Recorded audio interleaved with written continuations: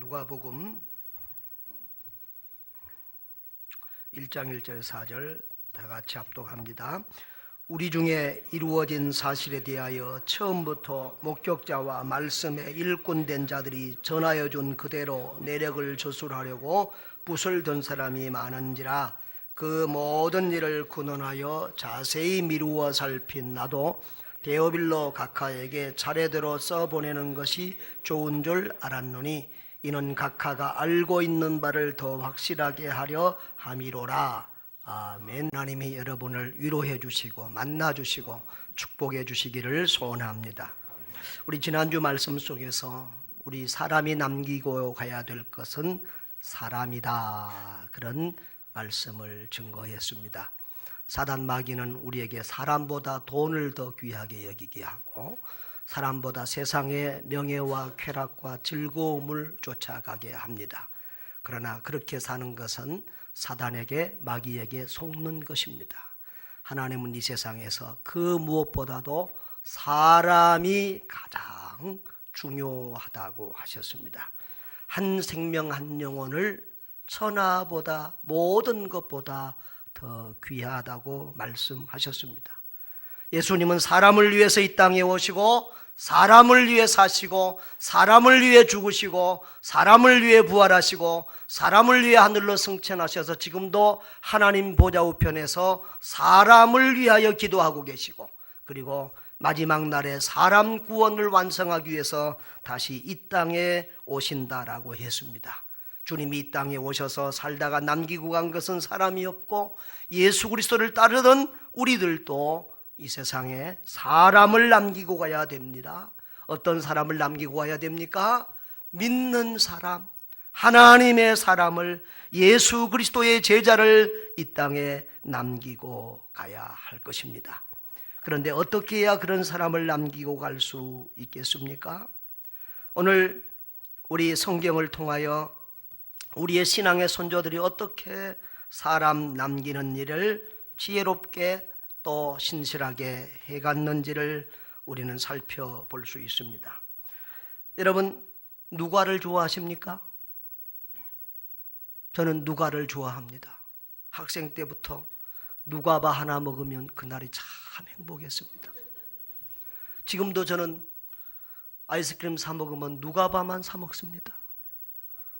참, 미국에 갔더니 그 후레시노라고 하는 그 지방의 작은 도시 부흥집회를 갔을 때 어느 한국 식당에 들어갔더니 두 젊은 여인이 정말 그 아이스팩에 싸지고 한 것을 조심스럽게 풀어서 먹으면서 너무너무 행복해해요. 그게 뭔가 했더니 한국에서 온 누가바 아이스크림이었어요. 우리는 그거 마음대로 먹는데 그 사람들은 그것을 얼마나 비싸게, 그것도 그 팩에 싸져가지고 그거, 정말 그 사람들이 막 우리가 쳐다보니까 달랄까 봐서 막 이렇게 겁을 내가면서 그것을 맛있게 먹는 모습을 보고 우리는 아무 때나 누가바를 먹을 수 있는 우리는 참 행복하다, 그런 생각을 했는데, 오늘 여기에 우리가 읽은 복음서가 무슨 서지요? 누가복음입니다. 이 누가복음은 바로 이 누가복음을 기록한 누가의 이름을 따서 붙여진 복음서입니다. 자, 그런데 여러분, 이 누가라고 하는 사람은 성경의 기록자 중에서 유일하게 유대인이 아닌 다른 이방인이라고 이렇게 사료되고 있습니다. 이 사람은 헬라인이라고 보여주는데요, 이 누가는 이 아람어나 히브리어, 유대인들이 알고 있는 아람어나 히브리어를 알지 못하고 누가는 주로 구약 성경을 봐도 헬라어 성경을 보았던 것으로 이렇게 알려지고 있습니다. 헬라 원문을 이렇게 조사해 보면. 그리고 이 사람은 의사였습니다. 그리고 역사에 굉장히 깊이 이렇게 관심을 가지고 조술한 역사가, 또 아주 이 가장 아름다운 문학적인 소양을 가지고 있는 문학가였습니다. 구약 성경에도 능통해서 이 누가복음과 사도행전을 보면 아주 그가 성경을 얼마나 많이 알고 있는 사람인지를 알 수가 있겠고요. 그는 또 기도의 사람이었던 것 같습니다. 특별히 예수님의 가르침 중에서도 이 기도에 대한 가르침들을 깊이 기록하고 많이 기록을 남기고 있습니다. 또 그리고 그는 큰 겸손한 사람이었던 것 같아요. 이 누가복음과 사도행전을 이 누가가 기록했는데 거기 속에 자기 이름을 한 번도 기록한 적이 없이 조용히 또 이렇게 은밀하게 자기를 숨기고 있는 것을 보고 있습니다. 그는 참 큰 영향력을 끼친 사람인데 수리아 안디옥에서 출생했을 것이다 이렇게 보는 학자들이 많은데 헬라인입니다. 이 누가복음과 사도행전을 기록을 했는데 어디서부터 이 사람이 성경에 등장하냐 그러면은 사도행전 16장에서부터 조용히 나오는데 그는 바울의 2차 선교 여정에서부터 바울과 동행을 합니다. 그리고 바울이 감옥에 갇혔을 때마다 그 바울의 감옥 생활에 이 누가가 함께하고 있음을 우리가 성경 속에서 볼 수가 있습니다. 그리고 바울이 마지막 죽을 때도 바울의 디모데후서 4장의 고백을 보면 다른 사람들은 다 자기 곁을 떠났는데 끝까지 감옥에서 자기와 함께하면서 자기 곁을 지키고 있는 사람이 누가라고 말함으로 해서 이 누가는 말없이 신실하게 바울에게 그림자와 같은, 바울에게 없어서는 안 될 그런 아름답고 충성되고 신의 있는 의리 있는 그런 동역자, 아름다운 선교사였던 것을 우리는 알 수가 있습니다. 그렇죠. 인생을 살다 보면 좋을 때는 다 너도 나도 함께하고 잘한다고 박수 쳐주고 서로 좋은 친구같이 하지만 어려울 때 힘들 때는 떠나가고 배반하고 또 모른 체 하는 사람들이 얼마나 많은 세상입니까? 그러나 이 누가는 어려울 때나 좋을 때나 마지막 죽음의 자리에까지 늘 함께했던 신실한 좋은 사람이었습니다. 그래서 이 누가는 이런 것들이 이 누가복음서에 이런 누가의 기질과 경험과 이런 것들이 녹아 있어요. 여러분, 이 성경의 기록이라고 하는 것이 하나님께서, 성령 하나님께서 사람을 통해서 성경을 기록을 합니다.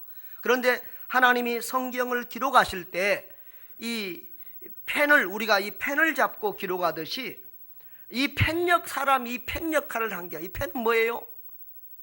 이것은 무생물이에요. 생각이 없고 자기 감정이 없고 경험이 없는 무생물인데 하나님은 사람을 이런 펜처럼 이렇게 기계로 사용하지 않고 우리 사람의 인격과 또 그 사람의 가진 어떤 지식과 경험과 신앙과 또 기질과 또 많은 이런 것들을 하나님이 사용하셔서 성경을 기록하게 했다는 것이에요. 그러면서도 성경에 한자도 틀림이나 오류가 없도록 성령 하나님이 그를 보호하시고 붙들어 주셔서 그렇게 성경을 기록하게 했다. 이것이 이제 우리 신학교에서 배우는 축자 영감설이고 주기적 영감설입니다. 그래서 이 성경을 하나님이 이 누가라는 사람을 통해서 이 누가복음과 무엇을 기록했다고요? 사도행전을 기록을 했어요. 그런데 이 누가복음서는 장수는 그렇지 않지만은 내용의 길이로 봐서는 신약 성경 중에서 가장 긴 성경이에요.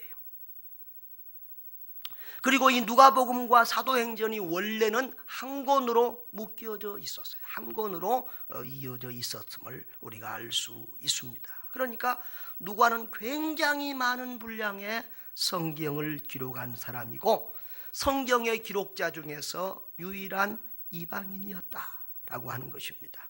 그런데 우리 지난주에도 봤지만 다 사람들은 자기 나라, 자기 민족, 자기와 가까운 사람들에게 이 예수 그리스도의 복음이 증거되기를 원합니다. 우리가 예수 그리스도를 만나면 너무 좋잖아요. 예수님을 만나면 너무너무 좋아요. 너무너무 행복해요. 너무너무 감사해요. 이 좋은 예수, 그 좋은 예수를 만나면 막 어찌할 바를 몰라요. 그리고 그 좋은 예수를 만나면 제일 먼저 가까운 사람들이 생각이 나요.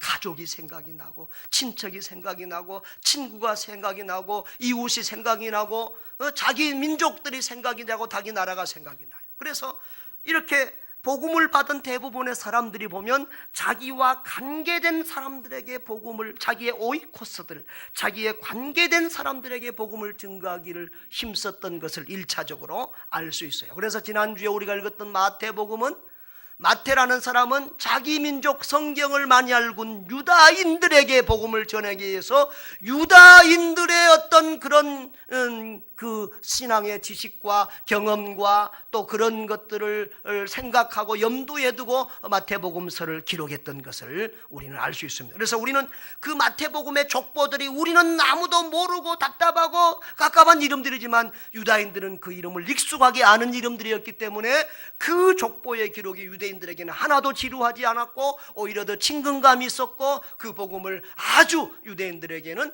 아주 이렇게 피부적으로 와닿는 복음이었다는 겁니다.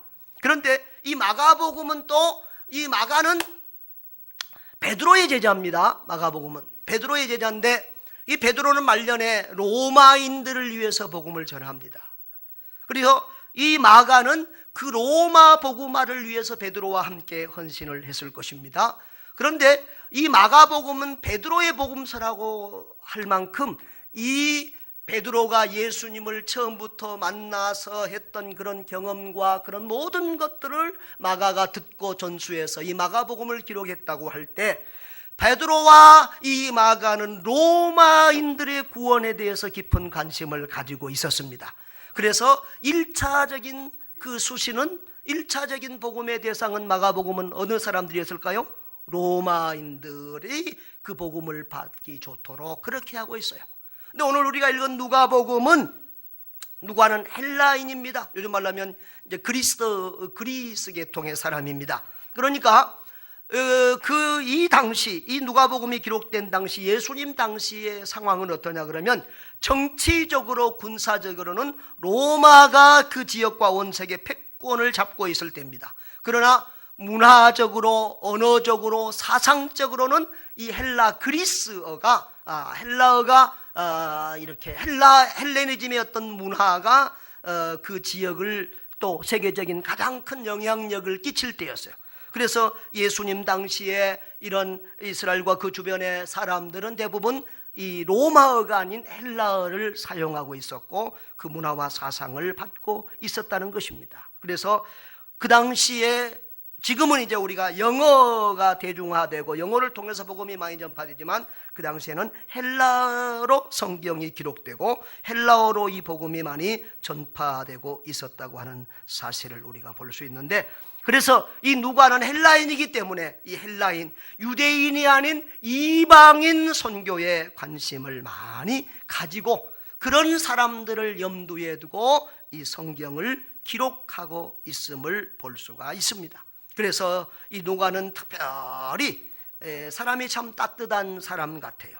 그래서 예수님의 그 따뜻한 인간성에 대해서 가장 다른 기록자들보다 잘 이렇게 기록을 하고 있습니다. 그래서 특별히 소외된 사람들에 대한 관심이 많아요. 어린이, 여자들, 과부들, 병든 자들, 가난한 자들, 버림받은 자들, 이방인들, 이런 그 소외된 사람들에, 어려운 사람들에 대한 예수님의 관심과 사랑을 놓치지 않고 잘 기록하고 있는 사람이 바로 누가라고 하는 것입니다.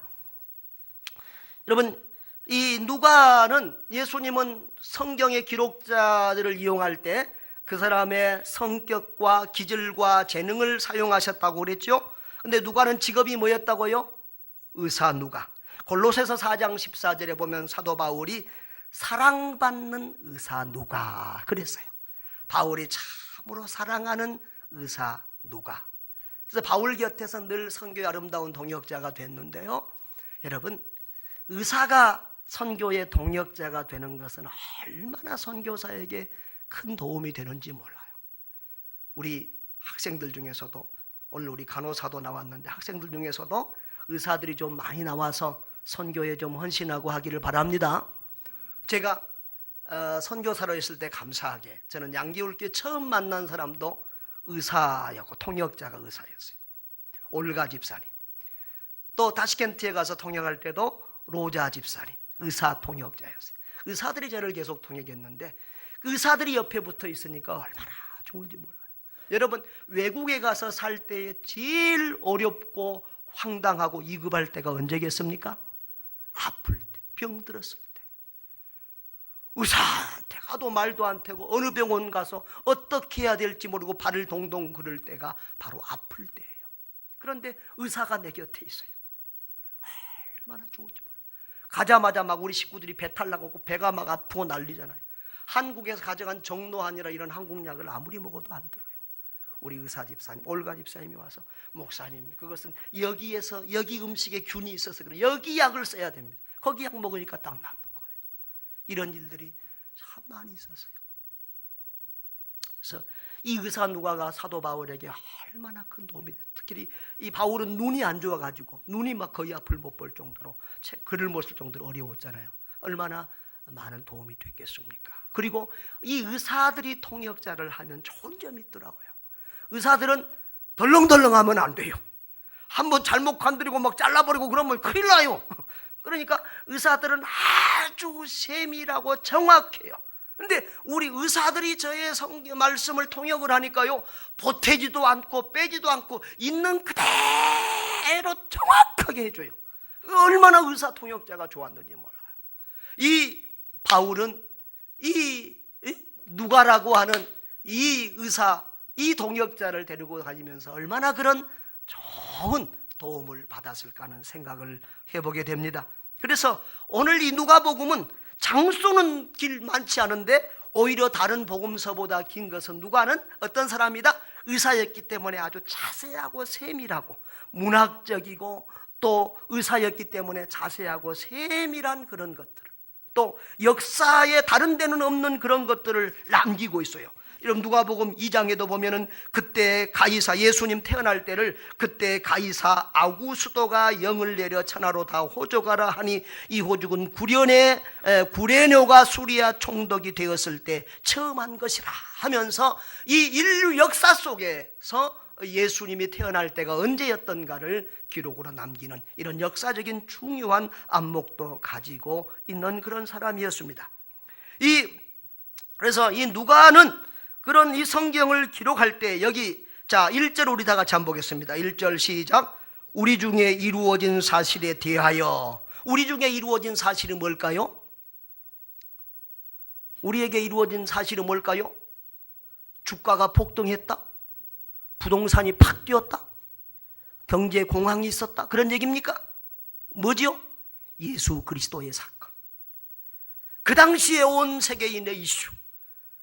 예수 그리스도가, 나사렛 예수 그리스도가 오시고 그리고 사시고 십자가에 죽으시고 부활했다는데 그 사건이 과연 성경이 예언한 그분이 그 사람이며 그분이 정말 우리의 죄를 대속해서 죽으셨는가, 그리고 정말 그분이 부활하셨는가, 하늘로 승천하셨는가, 이런 것이 세계 사람들의 이슈고 또 많은 사람들의 입에 오르내리는 가장 중요한 사건이었습니다.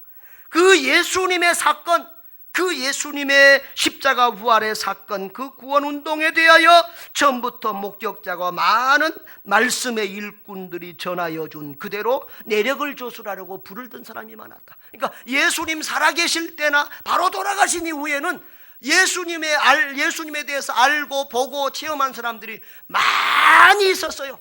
예수님 부활을 목격하고 승천을 본 사람도 500명이 넘고, 그러니까 별 걱정이 없었는데 이제 나이가 들어가고 한 사람 두 사람 죽어가고 하면서 뭐가 필요해졌어요?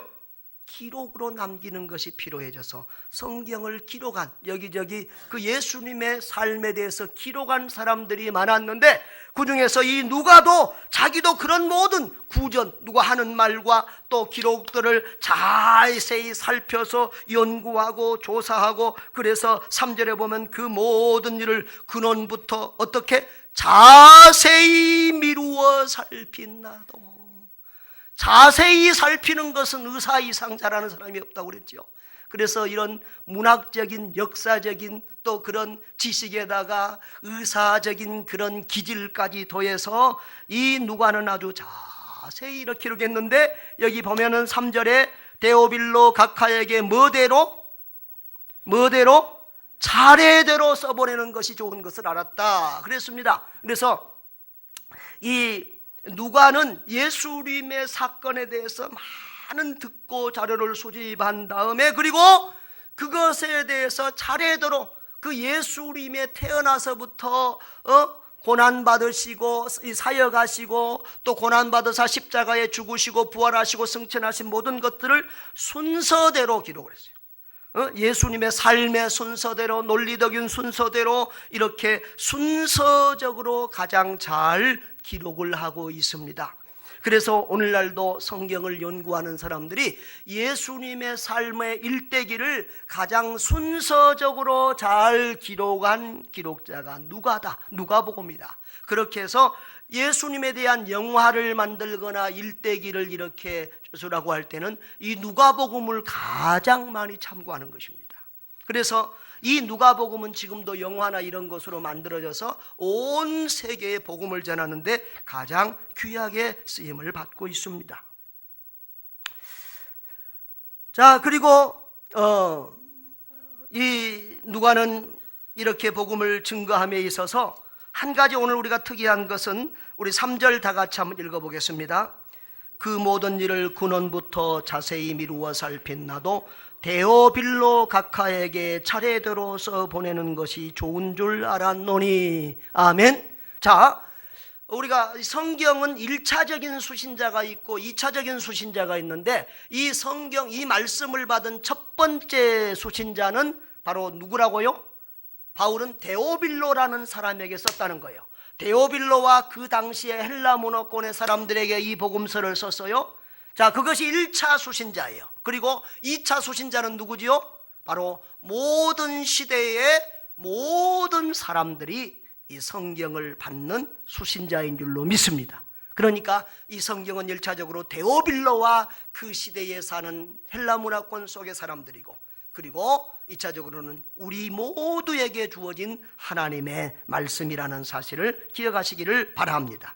그런데 이 데오빌로라고 하는 사람의 이름을 기억하십시오. 그리고 사도행전 1장을 한번 펴보세요. 사도행전 1장을 펴보면 사도행전 1장을 펴고 1절 2절을 다 같이 한번 읽어보겠습니다. 시작. 데오빌로여, 내가 먼저 쓴 글에는 물은 예수께서 행하시며 가르치시기를 시작하신부터 그가 택하시고 사도들에게 성령으로 명하시고 승천하신 날까지의 일을 기록하였노라. 아멘. 자, 그러니까 이 누가는 이 성경을 기록할 때 크게 이제 두 편으로 1편, 2편으로 이렇게 썼는데, 먼저 쓴 글은 뭘까요? 여기 내가 먼저 쓴 글은 누가복음이죠. 그 누가복음에는 뭐라 되어 있다고요?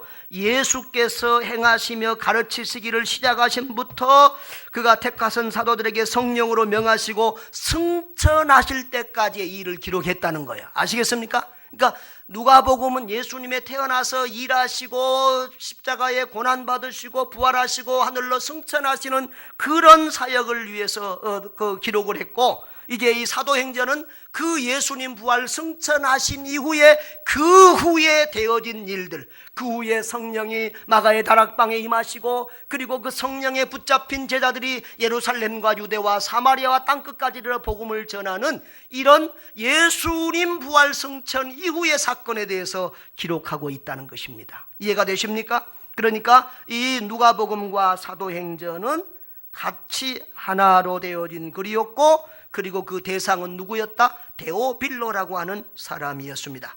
자, 여러분, 지금도 우리가 책을 보면은 이 책을 누구에게 바칩니다, 그런 헌정사들을 많이 보지요.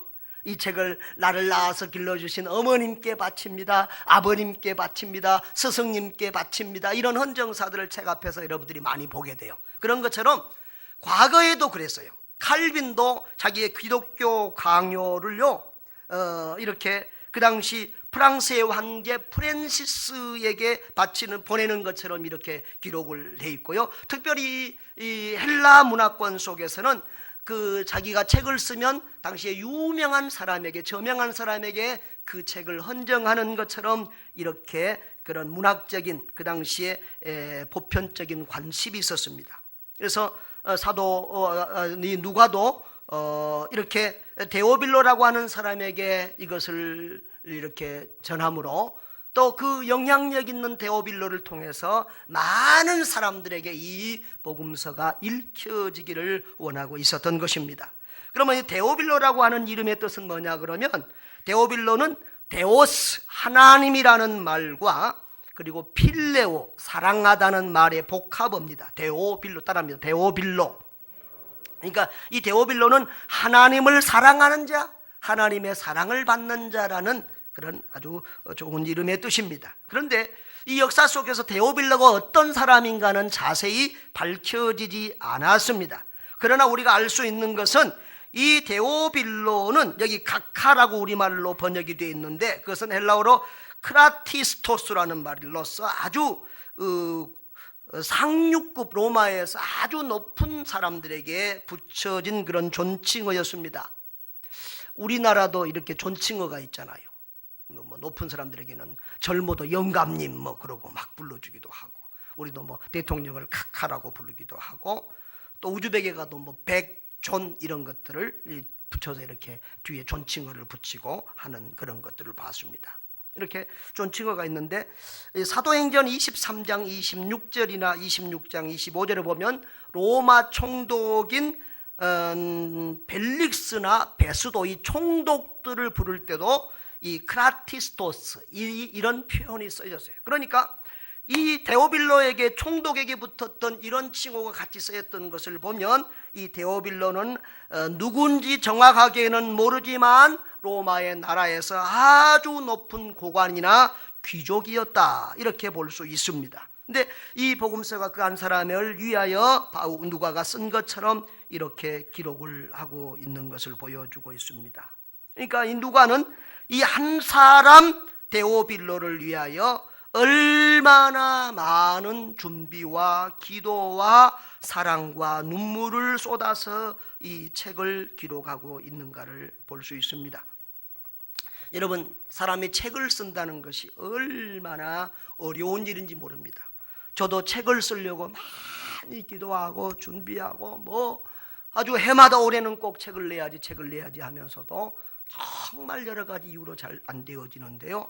여러분이 책을 쓴다고 하는 것은 정말로 자기 살을 깎는 그런 희생과 헌신이 없으면 나오지 않는데, 이 누가는 이 데오빌로라고 하는 한 사람을 위해서 그렇게 많은 희생과 사랑과 정성을 쏟고 있는 것을 보게 됩니다.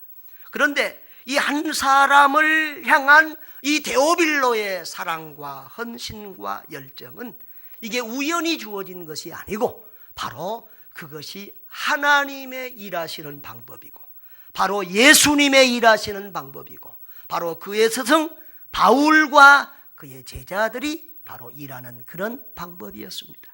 바로 하나님 나라 운동은 한 사람 한 사람을 귀하게 여기고 한 사람 한 사람을 통하여 이루어진 운동이었습니다. 여러분, 하나님은 한 사람 아담을 통하여 인류를 만들어내셨습니다. 그리고 그 아담 이후에 세상이 타락했을 때 노아라고 하는 한 사람과 그 가정을 통하여서 다시 제2의 이 세상의 인류를 퍼져나가게 하셨고, 그리고 하나님은 저 온 세계를 구원하기 위해서 한 백성을 선택하시고 한 사람, 한 조상을 선택했는데 그 사람이 바로 아브라함입니다.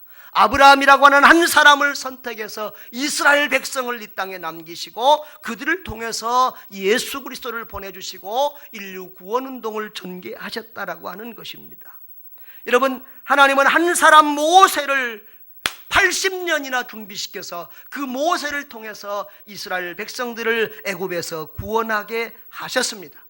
하나님은 저 시골에서 양을 치고 있는 목동 다윗 한 사람을 주목해서 보시고, 내가 이새의 아들 다윗을 만나니 내 마음에 합한 자라 하시고, 그를 통해서 하나님의 뜻을 이루시고 그 다윗의 후손 가운데서 메시아 그리스도를 보내주시는 것을 볼 수가 있습니다. 이렇게 하나님은 늘 한 사람 한 사람을 통해서 주의 일들을 해오십니다. 소돔과 고모라 성을 멸망시킬 때도 10사람의 의인만 있어도, 10사람의 의인만 있어도 소돔과 고모라 성을 멸망시키지 않겠다고 하시고, 그 10사람의 의인이 없자 한 사람의 의인의 가정, 롯의 가정을 포기하지 않고 구원하시는 것을 보게 됩니다. 그리고 예레미야서에 보면은 하나님이 너희가 성에 나가서 이 예루살렘 성에 한 사람이라도 의인을 찾으라. 예루살렘 성에 한 사람의 의인만 있어도 내가 이 예루살렘 성을 멸망시키지 않겠다라고 말씀하세요. 그 이스라엘이 아합 왕과 이세벨 때에 얼마나 많은 선지자들을 핍박하고 죽이고, 그리고 우상 숭배를 얼마나 했는지 모릅니다. 그래서 하나님 신앙, 여호와 신앙이 다 무너지고 없어지고 사라지고, 이스라엘은 완전히 하나님을 떠난 것 같다고 느껴질 그때도 하나님은 엘리야라고 하는 한 선지자를 준비시키시고 그를 통해서 하나님의 역사들을 이뤄가는 것을 볼 수가 있습니다. 신약에 와서도 예수님은 많은 다수보다도 12명의 제자들에게 집중하셨고, 그 중에서도 3사람, 또 그 3사람 중에서도 베드로에게 특별히 관심을 가졌던 것을 볼 수 있습니다. 그래서 베드로를 처음 만났을 때부터 너가 시몬의 아들, 요한의 아들 시몬이로구나, 내가 장차 게바가 되리라고 하는, 내가 장차 베드로 반석이 되리라고 하는 의미 있는 이름을 주시고, 그리고 결국 그를 하는 과정 속에서 반석과 같은 사람으로 만들어 가십니다. 겟세마네 동산에서 베드로가 큰 소리 칠 때도 내가 오늘 밤에 나를 3번이나 모른다고 부인할 것이다. 그러나 너가 다시 돌이킨 이후에 다른 형제들을 굳게 세우거라, 그렇게 말씀하시고, 그리고 부활하신 이후에도 그 갈릴리 바닷가에 찾아가셔서 베드로를 만나주시잖아요. 그리고 그 베드로에게 수많은 여러 제자들 중에서도 특별히 그 베드로를 지목하여 내가 나를 사랑하느냐, 요한의 아들 시몬아 내가 나를 사랑하느냐, 내가 나를 사랑하느냐 라고 3번이나 물으시면서 다시 그 베드로를 하나님의 위대한 일꾼으로, 용사로 만들어내십니다. 이렇게 우리 주님은, 우리 하나님은 한 사람 한 사람을 지목하시고 그 한 사람을 온 천하보다 귀하게 여기시고 그 한 사람에 집중하시고 그 한 사람을 통해서 위대한 역사를 만들어 가시는 것을 볼 수가 있습니다. 그러니까 오늘 누가가 이 한 사람 데오비를 위하여 헌신하고 희생하는 이러한 모습은 특별한 것이 아니라 바로 하나님의 방법이고, 바로 예수님의 방법이고, 바로 사도 바울의 방법이고 베드로의 방법이었다는 것입니다. 하나님 나라 운동은 한 사람 한 사람에게 집중하고 그 한 사람을 천하보다 귀하게 여기는 그런 헌신에서 시작이 되었다고 하는 사실을 기억하시기를 바랍니다. 우리 예수님이 이 땅에 오셨습니다. 그 예수님이 많은 사람을, 인류를 위해서 십자가를 지셨지만, 여러분, 이 세상에 구원받을 사람이 나 혼자, 여러분 한 사람이었을지라도 예수님은 우리를 위하여, 나를 위하여, 여러분 각 사람을 위해서 십자가를 지셨을 것입니다. 우리 하나님에게는, 우리 주님에게는 우리 한 사람 한 사람이, 사람 한 사람 한 사람, 한 영혼 한 영혼이 그렇게도 귀하고 존귀한 존재인 것입니다. 할렐루야. 그것이 하나님의 사상이고 성경의 사상이고 가치관입니다. 세상 문화는, 사단의 문화는 사람을 돈으로 계산하고, 공산주의는 사람을 돈으로 계산해서 이거 다 분해보니까 몇 푼 안 되더라, 이런 식으로 하지만은 하나님의 사상은, 성경은, 가치관은 한 사람이 온 세상보다 더 귀하다. 이 세상에 사람보다 더 귀한 것은 없다, 그렇게 말씀하십니다. 바로 그 한 사람을 위한 하나님의 사랑이 우리 각 사람에게 꽂혔어요. 그 한 사람을 향한 주님의 사랑이 우리 각 사람에게 꽂혔어요. 그래서 우리를 예수 믿게 하시고, 그리고 우리를 그 수많은 우여곡절 속에서도 우리가 여기까지 신앙을 이어오게 하셨고 오늘 여기에 있게 하신 줄 믿습니다. 여러분, 가만히 시간을 내어서 주님이 내 인생 가운데 어떻게 찾아오셨는지, 그리고 어떻게 나를 만나 주셨는지, 그리고 어떻게 나에게 구원의 확신과 신앙을 주셨는지, 그리고 연약하여 넘어지고 쓰러질 수밖에 없는 나를 주님께서 수없이 붙드시고 어떻게 오늘 이 자리에 이르기까지 주님께서 인도해 주셨는지, 나 한 사람을 향한 주님의 사랑을, 여러분 각 개인을 향한 주님의 사랑을 묵상하고 곱씹어 보세요. 그 주님의 은혜와 사랑이 얼마나 감사한지. 이 세상에 수많은 사람이 있는데도 주님은 이 세상에 나 혼자밖에 없는 것처럼 그렇게 나를 찾아와 주시고 만나 주시고, 세상 사람들은 다 우리를 무시하고 버려도 주님은 나를 버리지 아니하시고 무지하지 아니하시고 포기하지 아니하시고 만나 주시고 여기까지 이끌어 주신 그 은혜들을 묵상하시기를 바랍니다. 우리 각 사람은 주님 앞에 그렇게 천하보다 귀한 존재입니다. 그런 것처럼 우리 주변의 사람, 그 한 사람 한 사람도 주님 앞에 그렇게 천하보다 귀한 존재라는 사실을 기억하시기를 바랍니다. 여러분, 하나님 나라 운동은 소수 운동이고요, 그리고 한 사람 한 사람의 변화 운동입니다. 우리 예수님이 이 세상에 살면서 얼마나 힘드셨습니까? 얼마나 수많은 군중들이 예수님을 밀치고 따라다니면서 문제 해결을 받으려고, 병 고침을 받으려고 애를 썼습니까?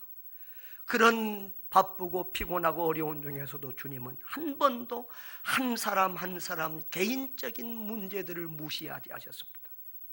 한 사람 한 사람이 병들었다고 찾아오고, 귀신 들렸다고 찾아오고, 구원의 확신이 없어서 상담하러 찾아오고, 한 사람 한 사람이 낮으로 밤으로 찾아왔을 때 한꺼번에 몰려와, 시간 없어, 단체로 들어와, 주님이 그렇게 말씀하지 아니하시고 그 한 사람 한 사람 만나주시고, 그 한 사람 한 사람의 기도에 응답해 주시고, 그 한 사람 한 사람의 문제와 물음에 답해 주셨던 것을 여러분 기억하지 않습니까? 그렇습니다. 주님은 한 번도 한 사람을 무시하신 적이 없고, 주님은 한 번도 소수를 무시하신 적이 없습니다. 예수님 앞에 어린아이를 데리고 와도 그 어린아이 하나도 무시하지 아니하시고 품에 안고 기도해 주시고 축복하셨던 주님, 그 한 사람에 대한 주님의 관심과 사랑과 눈물을 우리가 이해하고 알고 배워야 할 것입니다. 그래야 우리가 그리스도의 참된 제자가 되고 그리스도의 사람들을 이 땅에서 얻을 수가 있습니다. 여러분, 우리가 제자의 사역을 잘한 대표적인 사람이 이 학생신앙 운동에 있어서 이 대학생들 운동에 있어서 내비게이터 출판사, 내비게이터 선교회를 만든 도슨 트로트맨이라고 하는 사람인데요, 이 도슨 트로트맨이 이제 처음 제자를 기릅니다. 해군 장교를 이렇게 제자로 길러서 몇 달 동안 양육을 잘하고, 이제 너도 가서 전도하고 또 다른 사람을 제자화해라, 이렇게 재생산에 대해서 말씀을 합니다. 여러분, 이 제자 훈련에 있어서 재생산이 굉장히 중요합니다. 배우기만 하면 안 됩니다. 그 배운 것으로 가서 남을 전도해서 또 다른 사람을, 그 사람이 제자화해야 되는데, 이 해군이 가서 몇 달 동안 해보더니 선생님, 나는 아무리 해도 안 됩니다, 그러는 거예요. 그때 도슨 트로트맨이 중요한 말을 하지요. 하나님 앞에 먼저 한 사람을 달라고 기도하십시오. 한번 따라합시다. 먼저 한 사람을 달라고 기도하세요. 한 사람을 달라고 기도하세요. 그리고 한 사람에게 집중하세요. 그러더니 그 사람이, 그 제자가 얼마 있어, 선생님, 전 선생님, 한 사람이 생겼습니다. 한 사람을 얻었습니다. 그리고 그 한 사람을 제자하더니 그 다음에 한 사람 한 사람, 나중에는 그 함정, 그 잠수함 전체 거의 대부분의 사람들이 예수 믿고 제자화 되었고, 그리고 그곳에서 수많은 선교사와 하나님의 일꾼들이 나왔다는 것 아니겠습니다? 할렐루야. 여러분, 먼저 우리는 많은 사람을 얻기 전에 먼저 한 사람을 얻어야 됩니다. 한 사람에게 집중하고, 한 사람에게 마음을 쏟고, 한 사람을 사랑하고, 한 사람을 위하여 인내하고, 한 사람을 위해서 목숨을 바쳐야 할 것입니다. 우리가 먼저 한 사람을 얻지 못하면 두 사람, 세 사람을 얻을 수 없고 많은 사람을 얻을 수 없습니다. 여러분, 올해 여러분들이 한 사람을 위해서 기도하십시오. 3명 이상 하지 마세요. 많아서. 한두 사람을 위해서 집중적으로 기도하고, 그 사람들을 하나님의 교회에 장착시키고, 그 사람들을 하나님의 사람으로, 제자로 만들기를 힘쓰시기를 바랍니다. 집중하세요. 여러분, 옛날에는 애들을 많이 낳았잖아요. 그러니까 막 잘 가르치지 못하고, 요즘은 적게 낳아놓으니까, 한둘 낳아놓으니까 막 대학이고 어디고 자기들 하던 대로 다 막 후원해 주잖아요. 여러분, 많이 낳는 것도 좋지만 한둘이 낳은 자식을 잘 길러서 큰 인물 만드는 것도 대단히 중요한 일입니다. 우리 한두 명에 집중을 하십시오. 집중할 때 역사가 나타나고, 집중할 때 능력이 나타나고, 집중할 때 변화가 나타나는 줄로 믿습니다. 교회들을 가보니까요, 교회도 그렇고 가정도 그래요. 이번에 제가 2 교회를 이렇게 부흥회를 하고 왔잖아요. 그런데 원당의 교회는 작아요. 작지만 그런데 헌신된 제자들이 있어요. 교회를 위해서, 목사님을 위해서 같이 생명을 내놓는 제자들이 한둘이 보여요. 그래서 저 김포 지역에서 교회를 따라 교회 옆으로 이사 와서 갈비성을 하는 안수 집사님 부부가 있는데, 그분들은 대한항공 근무하다가 좋은 직장을 버려두고 갈비성 사업을 시작했어요. 그런데 그 목적이 예배당 건축하고 싶은 목적이, 하나님께서 많은 손님들을 붙여주셔서 지금 한 달에 100만 원 이상씩 11조를 해요. 또 그 목사님의 동생이 있는데, 그 손집사도, 거기도 안수집사인데, 거기도 이렇게